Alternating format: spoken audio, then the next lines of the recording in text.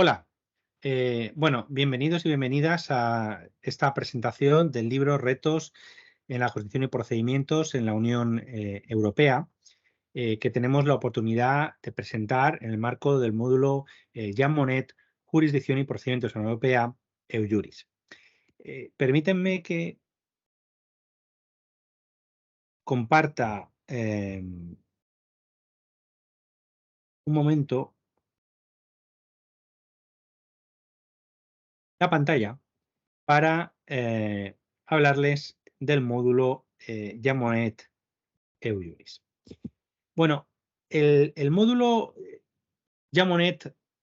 Jurisdicción y Procedimientos en la Unión Europea o European Union Jurisdiction and Proceedings, EUJuris, es un módulo financiado por la Unión Europea que tiene como objetivo una formación especializada y la investigación sobre la jurisdicción y los procedimientos en la Unión Europea. A lo largo de los últimos 3 años, desde 2020 a 2023, y gracias a la financiación del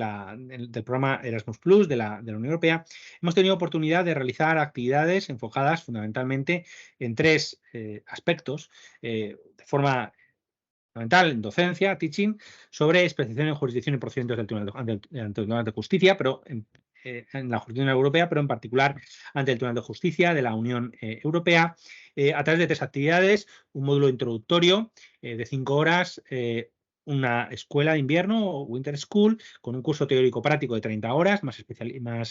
denso y especializado, y una tercera actividad, un training course con un curso más práctico, con aspectos prácticos de la jurisdicción y los procedimientos en la Unión Europea. Evidentemente, teniendo en cuenta la importancia que tienen en los temas jurídicos complejos, como los actuales, las relaciones entre ordenamientos y entre jurisdicciones, hemos tenido en cuenta también la perspectiva, en algunos procedimientos, no solamente del nivel jurisdiccional de la Unión Europea, del Tribunal de Justicia de la Unión Europea, sino también la perspectiva de los jueces nacionales, por ejemplo, en particular en relación a la cuestión prejudicial y la posición que pueden tener los tribunales constitucionales, en particular el Tribunal Constitucional Español. Por otro lado, hemos tenido en cuenta también las relaciones con el sistema convencional y hemos analizado también los procedimientos y en particular la demanda ante el Tribunal Europeo de Derechos Humanos. Bueno, eso en cuanto a las actividades formativas. Luego hay que tener en cuenta pues, que hemos analizado o hemos investigado, hemos desarrollado también investigación sobre fundamentalmente los retos jurídicos y los retos éticos que se plantean en la construcción de los procedimientos en la Unión Europea, y luego hemos analizado también la dimensión de género o la relevancia del género en los procedimientos en la justicia europea. Esa actividad investigadora se ha complementado además con actividad de difusión y diseminación, con actividades del módulo que se han manifestado, se han plasmado en algunos programas de radio, en algunos seminarios, en algunas actividades también de difusión online o webinars en el marco de la Semana de la Ciencia, etcétera, ¿no? Aquí en la website del módulo tienen una presentación de lo que es el módulo, de los miembros del equipo. Somos un equipo de carácter multidisciplinar, si bien tenemos la mayoría de miembros son de derecho constitucional, pero tenemos también algunos miembros que son internacionalistas públicos, procesalistas, y luego tenemos también como miembros sociólogos y filósofos. Por tanto, un equipo bastante multidisciplinar para atender esos retos y esos desafíos de la jurisdicción de los procedimientos en la Unión Europea. Tienen aquí una presentación de los distintos miembros del proyecto, que no voy a detallar,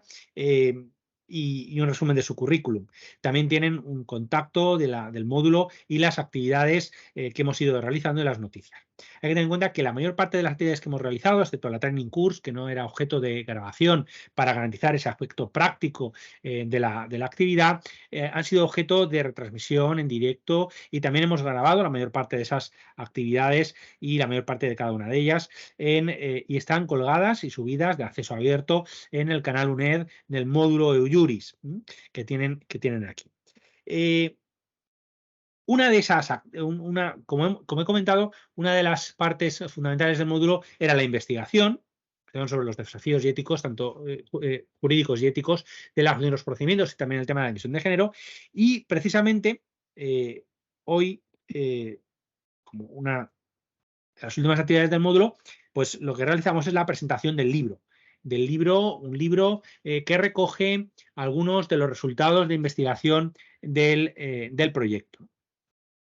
Es un libro que se titula Retos de la justicia y los procedimientos en la Unión Europea, un libro en el que han participado algunos de los miembros del módulo, en particular Cristina Benlloch-Domènech, que es profesora titular de Sociología en la Universidad de Valencia y responsable de la dimensión de género en la investigación del módulo, Leire Burguera Meave, que es profesora contratada doctora de Derecho Constitucional en la Universidad Nacional de Educación a Distancia, Daniel Capodiferro Cubero, que es profesor contratado doctor de Derecho Constitucional en la Universidad Nacional de Educación a Distancia, y Joaquín Salón Esteve, que soy yo mismo, que soy profesor titular de Derecho Constitucional en la Universidad Nacional de Educación a Distancia, además de ser el coordinador del módulo Jean Monnet y asumir la responsabilidad de los desafíos jurídicos de investigación en el módulo. Este libro que hemos podido publicar con la editorial Comares, una editorial que está en el top 10 del ranking según Scholar Publisher Indicators, SPI, tanto en la categoría general como en la categoría especializada de Derecho, está en acceso abierto y está a su disposición en la website de publicaciones abiertas de la editorial Comares y también estará a su disposición también a través de la website del módulo. Es un libro que lo hemos podido publicar en abierto gracias tanto al apoyo del propio programa Erasmus Plus, de la Unión Europea, a las actividades del módulo, como también a una ayuda para publicaciones en abierto de la Universidad Nacional de Educación a Distancia, del Vicerrectorado de Investigación y Transferencia. Dicho esto, pues el libro, como su título indica, evidentemente se ocupa de los retos de la jurisdicción y los procedimientos de la Unión Europea y tiene las siguientes partes. Subrayamos la financiación del libro y de la publicación en abierto y señalamos también, porque hay que agradecer obviamente a la Comisión Europea de la financiación y en particular a la Agencia Ejecutiva Europea de Educación y Cultura, EACEA, por el apoyo en el marco del programa Erasmus a las actividades del módulo, que siempre, obviamente, no son responsables de nuestras opiniones, sino que somos los autores, en particular los miembros del proyecto, los que en las distintas actividades, y también en particular en la publicación, manifestamos nuestras opiniones en el ejercicio también de nuestra libertad académica, de nuestra libertad de investigación y de nuestra libertad de cátedra que configura nuestra función docente e investigadora. En el libro, como quería comentarles, en primer lugar hacemos una referencia al marco teórico del que partimos para analizar la jurisdicción de la Unión Europea. Por tanto, desde una perspectiva, como no puede ser otra, dada la temática del proyecto y dada mi coordinación y que la mayoría de miembros son de Derecho Constitucional, pues la perspectiva del Derecho Constitucional contemporáneo. Y en particular el Derecho Constitucional Europeo. Los estados constitucionales soberanos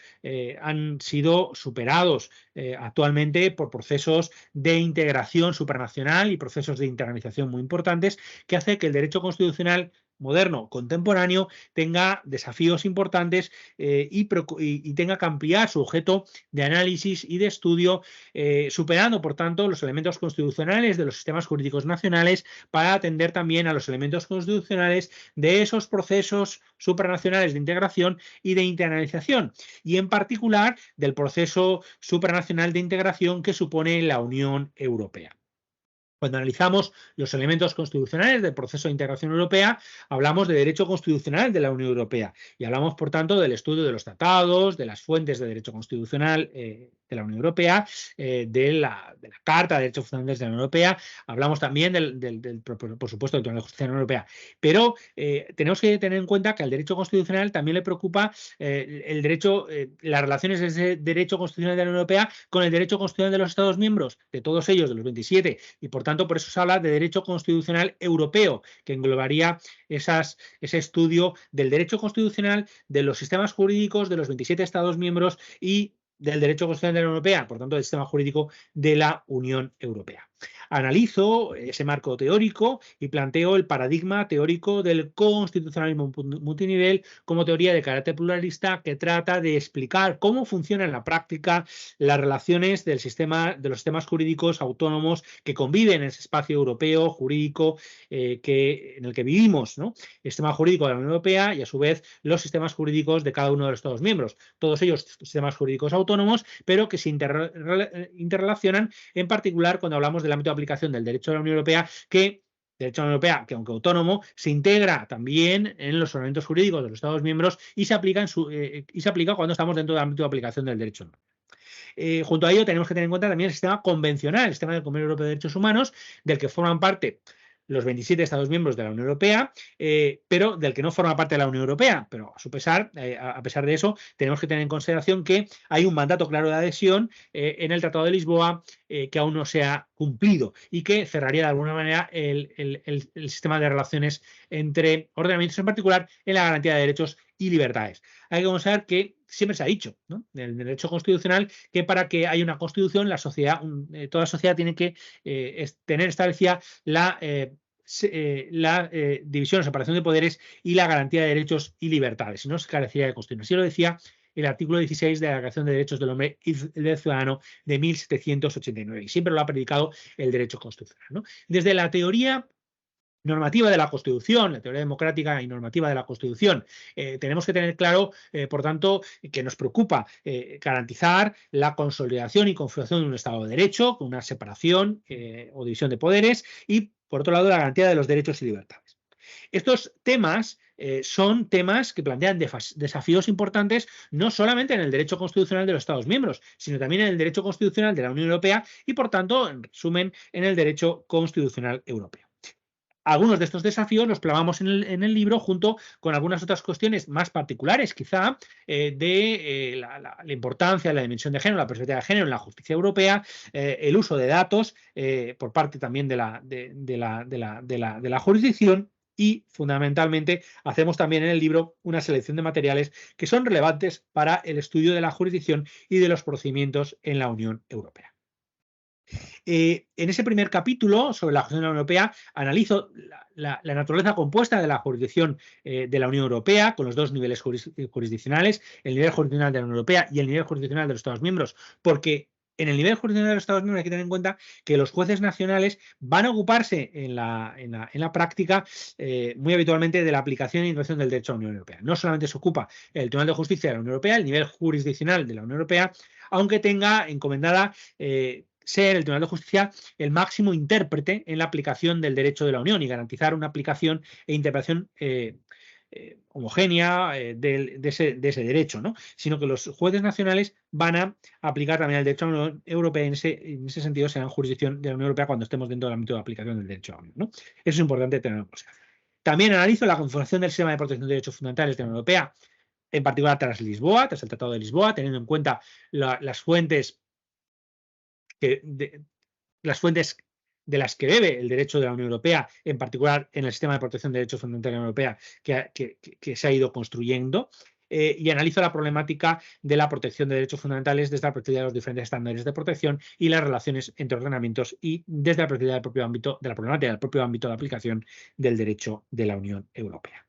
Tenemos un segundo capítulo escrito por Daniel Capodiferro, donde se ocupa precisamente de una de las cuestiones clave del derecho constitucional europeo, como es la protección de los derechos fundamentales en la Unión Europea, y cómo ha evolucionado la jurisprudencia del Tribunal de Justicia en esta materia, la incorporación de los derechos fundamentales y su protección en el acervo comunitario, teniendo en cuenta también la positivización en el instrumento de la Carta de Derechos Fundamentales de la Unión Europea, y luego tiene en cuenta también esta perspectiva de la problemática de la adhesión al Convenio Europeo de Derechos Humanos. En un tercer capítulo, Leire Burguera se ocupa precisamente del Tribunal de Justicia como garante del Estado de Derecho en la Unión Europea, con los grandes desafíos que se han planteado en algunos Estados miembros al Estado de Derecho y a la independencia de los jueces que forman parte de la Constitución Europea para la aplicación del derecho de la Unión, y que, por tanto, cuestiones que podían ser o nos podrían parecer propias de la soberanía nacional tradicional, como es la organización y la reforma de su poder judicial, pueden quedar dentro del ámbito de aplicación del derecho de la Unión Europea si se produce una reforma que pueda afectar la independencia de los jueces, porque se podría afectar la efectividad y la tutela judicial efectiva de los derechos y libertades contemplados en el derecho de la Unión Europea. No podemos olvidar que los Estados miembros han cedido en este proceso de integración europea, si no la titularidad, sí el ejercicio de competencias soberanas que ahora corresponden a la Unión, y por tanto tenemos que tener esto en cuenta y presente, ¿no? Se han producido ciertos conflictos, sin duda. El Tribunal de Justicia ha tenido oportunidad de ocuparse y de controlar algunas reformas producidas en Portugal, en Hungría y en Polonia, y Leire Burguera se ocupa de esta jurisprudencia, en particular de la problemática del caso polaco. Luego tenemos un capítulo dedicado a las dimensiones de género en la aproximación a la justicia, escrito por Cristina Benyoch-Domènech, donde se ocupa precisamente de esa problemática, de esos desafíos de la perspectiva de género en la aplicación de la justicia, la presencia de las mujeres en la justicia y el lenguaje en el derecho. La importancia del lenguaje en el derecho desde la perspectiva de género. Hay otro capítulo, este escrito en inglés, entre Cristina Benyoch y yo mismo, sobre los desafíos del uso y valoración de los datos estadísticos por los tribunales en el derecho constitucional europeo. Yo creo que es un tema también de gran interés por la problemática del uso de datos, la problemática de su valoración, sobre todo en un contexto o en un ámbito donde, gracias a las innovaciones tecnológicas, vamos a atender al uso de grandes cantidades de datos que se requiere de una adecuada interpretación para resolver algunos conflictos, en particular en el ámbito de la no discriminación, pero puede ser también en otros casos, ¿no? Es un capítulo también que puede ser de gran interés. Y por último, tenemos un capítulo dedicado a una selección de materiales y recursos para el estudio de la jurisdicción y procedimientos de la Unión Europea, con una selección de materiales y recursos bibliográficos, digitales, de buscadores de revistas especializadas y de colecciones jurisprudenciales. En particular en español, pero tenemos en cuenta también alguna selección de recursos en inglés que pueden ser relevantes para el estudio de la jurisdicción y de los procedimientos. Esto puede ser de interés, pues, fundamentalmente para los estudiantes y aquellas personas interesadas en el estudio y análisis de la jurisdicción y procedimientos en la Unión Europea. Y terminamos con unos apéndices normativos, jurisprudenciales y bibliográficos para ayudar y dar soporte a este estudio y análisis de la jurisdicción y de los procedimientos en la Unión Europea. Bueno, dicho esto, sin ir más lejos, pues sin perjuicio de que podamos tener ahora pues algunos comentarios de algunos de los miembros del libro y pues alguna reflexión por parte de los resultados del módulo del proyecto, por parte de otros miembros del proyecto, pues simplemente darles las gracias por su atención, por el seguimiento del módulo. La verdad es que ha sido muy satisfactorio. Hemos contado con muchas personas que han seguido nuestras actividades, que han participado en nuestras actividades de forma activa y, por tanto, un agradecimiento pues muy grande por su ayuda. Muchas gracias y estamos a su disposición en los canales del módulo.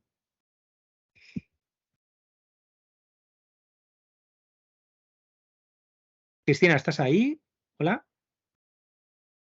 Hola, buenos días, ¿qué tal? Hola, buenas, ¿qué tal?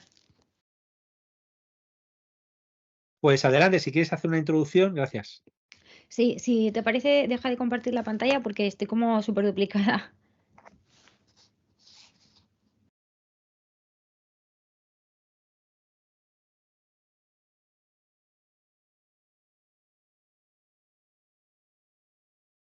Hola, deja de compartir la pantalla si puedes. Perfecto, muchas gracias. Es que salía como duplicada. Era muy incómodo. Bueno, muchísimas gracias. En primer lugar, quería agradecer al profesor Joaquín Sarrión la oportunidad que nos dio a mí y a todo el resto de participantes del módulo de Jean Monnet, que ya ha dado su fin después de 3 años muy intensos, interesantes, en los que hemos podido compartir espacio no solo con otros compañeros y compañeras, sino también con estudiantes que nos han permitido poder pues aprender, ¿no? en los feedbacks que hemos tenido en las diferentes sesiones de formación con las personas estudiantes. Estamos aquí hoy un poco para dar cierre, ¿no? Como ha dicho Joaquín, a este proceso en el que vamos a poder,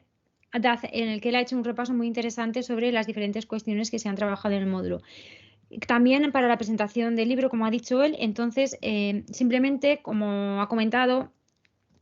yo me encargué de una pequeña reflexión sobre la dimensión de género en la aproximación a la justicia, que no es más que unas pinceladas acerca de algunos temas que se pueden trabajar cuando no solo desde la sociología, sino también desde la sociología jurídica, nos acercamos a las cuestiones que tienen que ver con la justicia desde una dimensión de género. Hay muchas aproximaciones para realizar que podíamos haber tomado para poder hacer este trabajo, pero esta es nuestra propuesta, que abarca algunas cuestiones determinantes, como ha explicado el profesor Sarrión. ¿Por qué es relevante la dimensión de género? Bueno, la dimensión de género es una cuestión que empieza a tomar fuerza en la década de los 70-80 y sobre todo desde que empieza a integrarse el mainstreaming de género en las Naciones Unidas en la conferencia de 1975. Desde este momento, el mainstreaming de género lo que hace es poner en manifiesto que hay una serie de cuestiones que no son tratadas, pero que son transversales a la justicia, que tienen que ver con las cuestiones que afectan a las mujeres y de la dimensión de género, porque viene determinado por una cuestión del rol, ¿no? Es una cuestión que me gusta repetir muchas veces, y es que las desigualdades sociales vienen por las diferencias, las diferentes atribuciones que hacemos como sujetos sociales a hombres y mujeres según sus características biológicas que les posicionan en una situación u otra en relación a las tareas sociales. Y con respecto a estas tareas sociales, ¿qué ocurre? Que hay una diferente reparto de beneficios porque los recursos sociales son escasos o limitados, por lo tanto ahí hay una cuestión en la cual hay que repartir. Entonces, en función a esas características biológicas, se establece un reparto de tareas en el ámbito social que hace que haya una desigualdad de acceso a los recursos. Por tanto, en estos momentos empiezan a darse cuenta que esas características biológicas sobre las que se atribuyen unas determinadas características sociales hacen que las mujeres estén en una situación de desventaja en cuanto al acceso a los recursos sociales. Por lo tanto, a partir de aquí, aunque esto ya se ha ido trabajando a lo largo de muchos siglos, ¿no? Muchos siglos, a lo largo de muchas reflexiones durante sobre todo el siglo XIX y XX, empieza a entrar también en la cuestión que tiene que ver con el derecho. Entonces, empezamos a trabajar en el libro estas diferentes articulaciones que se van haciendo en el entramado jurídico, no solo europeo, sino también en el internacional, desde donde empiezan a articularse todas estas cuestiones. Hablamos de la decisión 95-593 del Consejo de Europa, en el cual empiezan a establecerse las determinadas acciones que tiene que tomar la Unión Europea para integrar este mainstreaming de género en todas las decisiones que se tomen. Por lo tanto, la dimensión de género ya se convierte en una cuestión general y holística que interviene en los diferentes aspectos de la norma jurídica, porque es desde la norma jurídica desde la que se accede a las diferentes cuestiones sociales. Este es el planteamiento. Es verdad que lo que dicen es podemos decir que no hay una discriminación directa por razón en cuanto a la norma, porque la norma no puede ser discriminatoria de manera directa a hombres y mujeres, pero sí que se aprecia que no existe una discriminación directa, sino indirecta. Por lo tanto, empezamos a ver que hay unas discriminaciones que pueden producirse de forma indirecta y que afectan a determinadas cuestiones. Y por eso hablamos que en la justicia puede haber una discriminación indirecta o bien unos sesgos a la hora de aplicarla. ¿Por qué? Porque empezamos a considerar que como sujetos sociales tenemos también una forma de aplicación del derecho que puede ser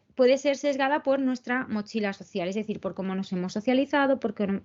vivencias hemos tenido, y si, como hemos ido viendo también a lo largo del módulo, este sesgo no puede ser únicamente de clase, de género, sino que también puede derivar por una cuestión de clase, una cuestión de etnia, etcétera. Y hemos visto que esto es también interesante trabajarlo desde otras perspectivas. Pero entonces, en cuanto al género, nos damos cuenta de que la justicia, a la hora de ser aplicada por parte de los jueces y las juezas, puede tener esta visión particular que indirectamente aplicamos por nuestra forma de socialización. Entonces, hacemos un repaso a estas cuestiones y cómo deben de ser tratadas en el ámbito de la justicia. ¿Qué ocurre? Que si entendemos que tenemos una mochila social, cuando nosotros nos integramos en el ámbito de la justicia, también podría ser relevante quién ocupa qué puestos. Entonces, en el libro hacemos un pequeño análisis sobre cuál es la presencia de las mujeres en algunos órganos judiciales. Un dato relevante que podíamos mostrar aquí en la presentación del libro es cómo las mujeres en la actualidad están accediendo de una manera relativamente superior a la carrera judicial que los hombres, mientras que el acceso a determinados órganos judiciales, sobre todo aquellos que vienen por la discrecionalidad en la selección, tienen un sesgo con respecto a los hombres. Es decir, hay una mayor presencia todavía en los hombres, incluso en algún caso de una mujer por cada 4 hombres. Es verdad que conforme van avanzando las generaciones donde las mujeres han accedido de forma superior a los hombres, se va limando. Entonces, queremos ver cómo va en un futuro, podemos ir viendo si en realidad el mayor acceso por parte de las mujeres a la judicatura hace que también estén en mayor proporción en los órganos de los órganos centrales y en otros órganos superiores. Esto es una de las reflexiones que hacemos en el capítulo, pero no solo hay que tener en cuenta cuál es el aspecto que tiene que ver con la presencia de las mujeres, sino también, no solo la presencia, sino también en cómo se nombran las cuestiones en el derecho. Es muy importante y por eso hemos hecho un apartado, un breve epígrafe donde hemos trabajado sobre la dimensión de género. Porque al final el lenguaje acaba construyendo la realidad, porque la realidad al final acaba siendo delimitada por las palabras. Entonces, en el ámbito de la justicia, en el ámbito del derecho, también las palabras acaban por nombrar y configurar. Por lo tanto, se dan algunas indicaciones que son relevantes a la hora de comprender cómo es importante trabajar desde el ámbito del lenguaje para que indirectamente y por nuestra socialización no tengamos una atribución del lenguaje que pueda ser sexista o al menos o indirectamente que al final acabe por invisibilizar a las mujeres cuando eso no era nuestra intención, o les acabe reforzando los roles que ya había, por las cuales que ya han sido construidos socialmente. Por lo tanto, esta pequeña reflexión final que ha sido el libro después de estos últimos años de trabajo, lo que viene a reforzar es un poco la idea que hemos ido trabajando a lo largo de los seminarios. Y es que el lenguaje es muy importante a la hora de trabajar con las cuestiones de género, que la normativa europea y las decisiones judiciales del Tribunal de Justicia son muy importantes a la hora de maximizar y minimizar, a la hora de minimizar las desigualdades de género o maximizar la equidad de la sociedad, y que tenemos que tener en cuenta cuando estamos trabajando que tenemos una determinada socialización que nos hace que, aunque creamos ser justos, podamos estar aplicando un determinado sesgo sin haberlo deseado. Espero que estas pequeñas pinceladas que he hecho del texto les hayan dado hincapié o interés a poder leerlo, que como ha dicho el profesor Joaquín Sarrión, se encuentra disponible en la librería online de Comares en acceso abierto, pero también lo podrán tener a su disposición en la página del propio módulo. Sin más, le voy a devolver la palabra al profesor Joaquín Sarrión para que podamos, si quiere, hacer alguna pequeña intervención más. Muchas gracias.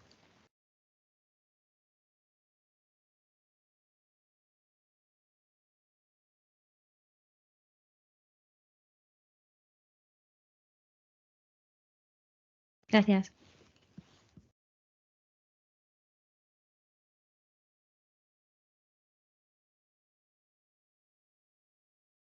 Mi nombre es Daniel Capodiferro, profesor del Departamento de Derecho Constitucional de la UNED, y soy el autor del segundo capítulo del libro, titulado El Tribunal de Justicia de la Unión Europea y la protección de los derechos fundamentales en el ordenamiento comunitario,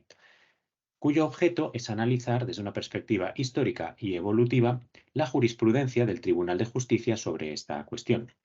y mostrar cómo esta jurisprudencia ha sido el motor que ha permitido incorporar los derechos fundamentales al acervo jurídico comunitario, superando la primera fase de integración, la primera fase en la que primaba una perspectiva funcionalista en cuanto al alcance de las competencias de la Unión, hasta llegar a la situación actual en la que contamos con un texto positivizado y jurídicamente vinculante sobre la materia.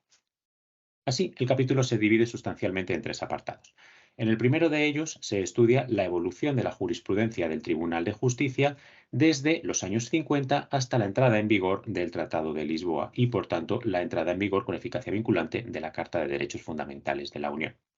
En este primer capítulo se muestra cómo, desde una primera aproximación en la que el tribunal se negaba a valorar ninguna demanda que tuviera relación con esta cuestión, considerando que era una materia que no era objeto de los tratados, en 1969 se produce un punto de inflexión con la sentencia de Stauder, con la que se inicia la denominada fase proteccionista y en la que el tribunal decide amparar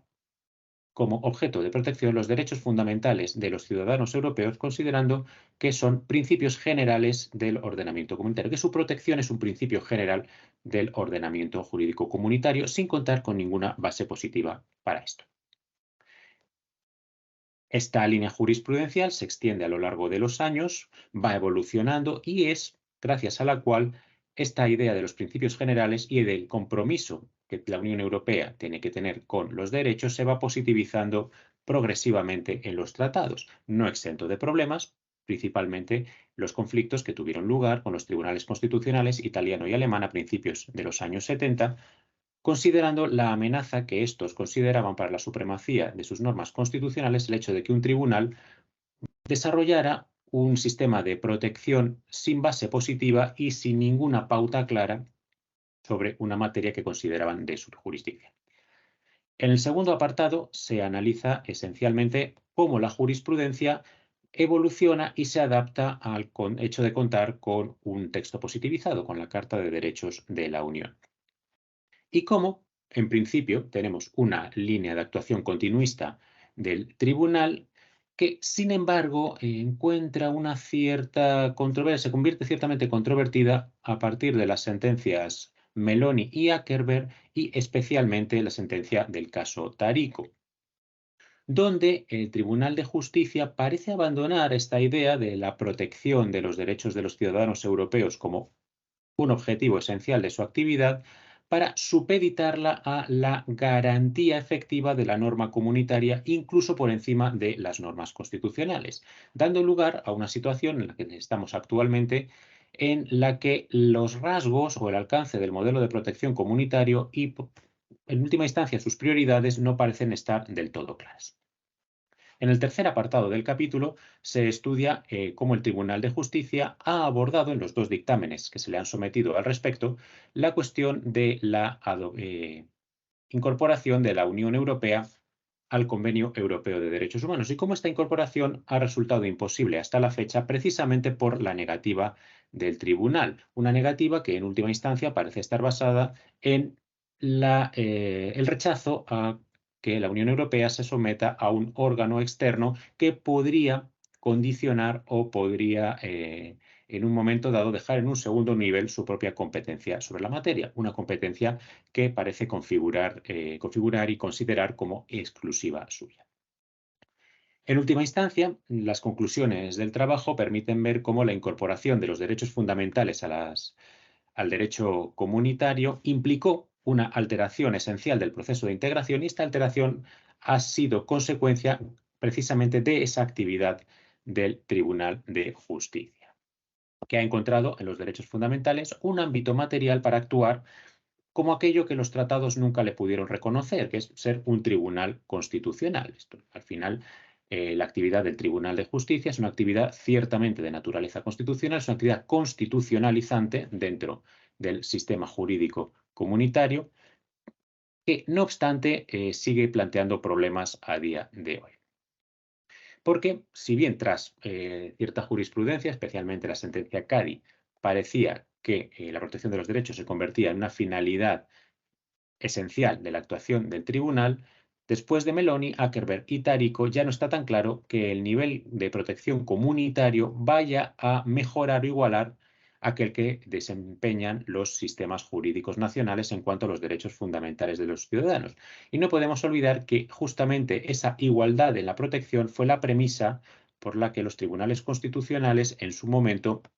aceptaron la intervención del Tribunal de Justicia en esta materia. Todo por no decir que la relación con el Tribunal Europeo de Derechos Humanos es una cuestión no resuelta, igual que no podemos considerar a día de hoy plenamente ordenada la relación entre el sistema jurídico comunitario y el sistema de Convenio Europeo de Derechos Humanos, ya que en el momento en el que el Tratado de la Unión obliga a la integración de la Unión Europea en el Convenio de Roma, lo que está planteando es que se establezca una interacción permanente, una interacción formalizada de dos sistemas jurídicos que están diseñados y construidos de manera separada y de manera autónoma. Por tanto, si no asumimos que va a haber una interacción y una modificación mutua de ambos, esa integración en la práctica realmente es irrealizable. Todo lo demás, muchas gracias y espero que disfrutéis del capítulo y os sea de utilidad. Sobre el Tribunal de Justicia de la Unión Europea como garante del Estado de Derecho. Esencialmente, el objetivo de este capítulo ha sido analizar el estado de la cuestión, es decir, cómo se articula jurídicamente el Estado de Derecho en el seno de la Unión Europea, siendo primordial cómo efectivamente se ha materializado como un valor esencial en el seno de la Unión Europea a través del artículo 2 del Tratado de la Unión, y cómo a su vez se han establecido distintos mecanismos para hacer efectivo ese valor, la garantía de ese valor. Ello porque en los últimos tiempos hemos observado cómo en el seno de la Unión Europea, por parte de distintos países como Rumanía, Bulgaria y Polonia, se han llevado a cabo importantes desafíos respecto del Estado de Derecho. En concreto, en el capítulo nos vamos a centrar en lo que ha acontecido en Polonia. Y ello por distintos motivos. En primer lugar, porque por primera vez se han activado de manera simultánea distintos mecanismos para garantizar el Estado de Derecho en el seno de la Unión Europea. Mecanismos que tienen que ver con el ámbito económico, a través del reglamento de condicionalidad, con mecanismos de ámbito político, a través, por ejemplo, de la complejidad e ineficacia en la activación del artículo 7 del Tratado de la Unión Europea, incluso en la elaboración de los informes del Estado de Derecho por parte de la Comisión, pero sobre todo nos hemos centrado en ese tercer mecanismo, que es el mecanismo judicial, un mecanismo que se nos ha antojado como esencial y primordial por cuanto que han sido numerosos los casos que ha tenido que afrontar el Tribunal de Justicia de la Unión Europea. Y es que en el caso concreto de Polonia se han planteado diferentes recursos por incumplimiento, cuestiones prejudiciales y recursos de anulación. Estos casos, que insisto son numerosos y muy interesantes, nos han dado una muestra esencial de la preocupación en el seno de la Unión Europea por articular mecanismos efectivos de garantía del Estado de Derecho, pero sobre todo por establecer una vinculación esencial entre esa independencia del Poder Judicial con el valor del Estado de Derecho, dotándolo a este valor de un contenido justiciable fundamental y esencial para entender, comprender, valorar y sobre todo garantizar esa comunidad de derecho que es en esencia lo que es la Unión Europea.